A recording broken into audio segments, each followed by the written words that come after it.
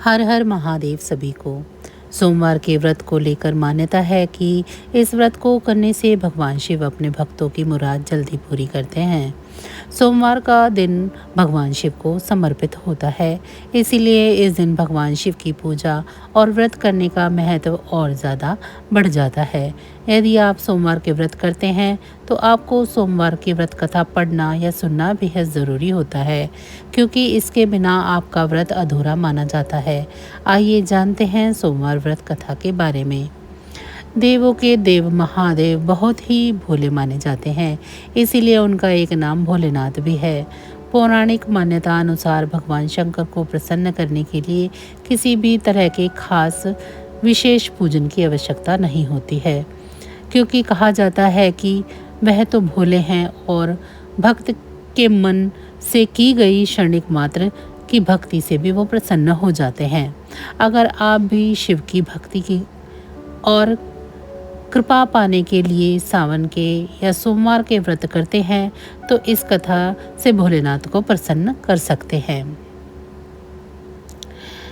एक नगर में एक साहूकार रहता था। उसके घर में धन की कोई कमी नहीं थी, लेकिन कोई संतान न होने के कारण वह बहुत ही दुखी रहता था। संतान प्राप्ति के लिए वह हर सोमवार को व्रत रखता था और पूरी श्रद्धा के साथ शिव मंदिर में जाकर भगवान शिव और माता पार्वती की पूजा करता था। उसकी भक्ति को देखकर एक दिन माता पार्वती प्रसन्न होकर भगवान शिव से साहूकार की मनोकामना पूर्ण करने का निवेदन करती हैं। पार्वती जी के ऐसा आग्रह करने पर भगवान शिव ने कहा कि हे पार्वती, इस संसार में हर प्राणी को उनके कर्मों का फल मिलता है और जिसके भाग्य में जो होता है उसे वह भोगना ही पड़ता है। लेकिन पार्वती जी ने साहूकार की भक्ति देखकर उसी की मनोकामना पूर्ण करने की इच्छा व्यक्त की। माता पार्वती के आग्रह पर शिव जी ने साहूकार को पुत्र प्राप्ति का वरदान तो दे दिया, लेकिन उन्होंने बताया कि यह बालक केवल 12 वर्ष तक ही जीवित रहेगा। माता पार्वती और भगवान शिव की बातचीत को साहूकार सुन रहा था, इसीलिए उसे ना तो कोई इस बात की खुशी हुई और ना ही दुख। वह पहले की भांति शिव जी का पूजन करता रहा। कुछ समय के बाद साहूकार की पत्नी ने एक पुत्र को जन्म दिया। जब वह बालक 11 वर्ष का हुआ तो उसे पढ़ने के लिए काशी भेज दिया गया। साहूकार ने पुत्र के मामों को बुलाकर उसे बहुत सारा धन देते हुए कहा कि तुम बालक को काशी विद्या प्राप्ति के लिए ले जाओ। तुम लोग रास्ते में यज्ञ कराते जाना और ब्राह्मणों को भोजन दक्षिणा देते हुए जाना। दोनों मामा भांजे इसी तरह यज्ञ कराते और ब्राह्मणों को दान दक्षिणा देते हुए काशी नगरी की ओर निकल पड़े। इस दौरान रात में एक नगर पड़ा जहां पर राजा की कन्या का विवाह था, लेकिन जिस राजकुमार से राजकुमारी का विवाह होने वाला था वह एक आंख से काना था। राजकुमार के पिता ने अपने पुत्र को काना होने की बात को छुपाने के लिए सोचा, क्यों न मैं साहूकार के पुत्र को दूल्हा बनाकर राजकुमारी से विवाह करा दूं। विवाह के बाद इसको बहुत सारा धन देकर इसको विदा कर दूंगा और राजकुमारी को अपने नगर ले जाऊंगा। लड़के को दूल्हे के वस्त्र पहनाकर राजकुमारी से विवाह करा दिया गया। साहूकार का पुत्र ईमानदार था, उसे यह बात सही नहीं लगी, इसीलिए उसने अवसर पाकर राजकुमारी के दुपट्टे पर ये लिख दिया कि तुम्हारा विवाह तो मेरे साथ हुआ है, लेकिन जिस राजकुमार के साथ तुमको भेजेंगे वह तो एक आंख से काना है और मैं काशी जी पढ़ने जा रहा हूँ। जब राजकुमारी ने चुनरी के पल्ले पर यह बात पढ़ी तो उसने अपने माता पिता को यह बात बता दी। राजा ने अपनी पुत्री को विदा नहीं किया, फिर बारात वापस चली गई। दूसरी ओर साहूकार का लड़का और उसका मामा काशी पहुंच गए और वहां जाकर उन्होंने यज्ञ किया। जिस दिन लड़का 12 साल का हुआ उस दिन भी उन्होंने यज्ञ का आयोजन रखा हुआ था। लड़के ने अपने मामा से कहा कि मामा जी, आज मेरी तबीयत ठीक नहीं है। मामा ने कहा कि तुम अंदर जाकर आराम कर लो। शिव जी के वरदान अनुसार कुछ ही देर में उस बालक के प्राण निकल गए। मृत भांजे को देखकर उसके मामा ने विलाप करना शुरू किया। संयोगवश उसी समय शिवजी और पार्वती उधर से जा रहे थे।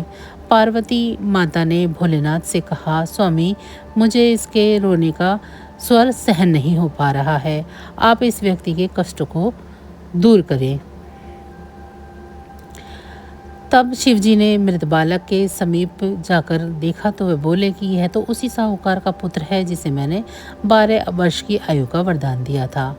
अब इसकी आयु पूरी हो चुकी है। लेकिन मात्र भाव से विभोर माता पार्वती ने कहा कि हे महादेव, आप इस बालक को और आयु दो, अन्यथा इसके वियोग में इसके माता पिता भी तड़प तड़प कर मर जाएंगे। माता पार्वती के पुनः आग्रह करने पर भगवान शिव ने उस लड़के को जीवित होने का वरदान दे दिया। शिव जी की कृपा से वह लड़का जीवित हो गया। शिक्षा पूरी करके लड़का मामा के साथ अपने नगर की ओर वापस चल दिया। दोनों चलते हुए उसी नगरी में पहुंचे जहां उस लड़के का विवाह हुआ था। उस नगर में उन्होंने यज्ञ का आयोजन किया।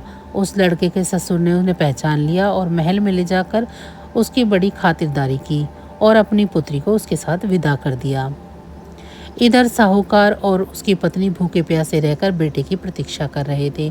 उन्होंने प्रण कर रखा था कि यदि उन्हें अपने बेटे की मृत्यु का समाचार मिला तो वह भी अपने प्राण त्याग देंगे। परंतु अपने बेटे को जीवित देखकर वे बेहद ही प्रसन्न हुए। उसी रात भगवान शिव ने साहूकार के स्वप्न में आकर कहा कि हे श्रेष्ठ जी, मैंने तेरे सोमवार के व्रत करने तथा व्रत कथा सुनने से प्रसन्न होकर तेरे पुत्र को लंबी आयु प्रदान की है। इसी प्रकार जो कोई भी सोमवार का व्रत करता है या इसकी कथा को सुनता या पढ़ता है, उसके सभी दुख दूर होते हैं और सभी मनोकामनाएं पूरी होती हैं। तो बस आज की जानकारी इतनी ही थी। फिर मिलेंगे हम आपको ऐसी ही किसी अन्य जानकारी के साथ अगली वीडियो में। तब तक अगर आपको हमारी ये कहानी अच्छी लगी है तो वीडियो को लाइक करें। चैनल को अभी तक सब्सक्राइब नहीं किया है तो चैनल को सब्सक्राइब कर लें और कमेंट बॉक्स में हर हर महादेव ज़रूर लिखें। भगवान भोलेनाथ की कृपा दृष्टि आप सभी पर सदैव बनी रहे। इसी के साथ आप सभी का बहुत बहुत धन्यवाद। नमः शिवाय।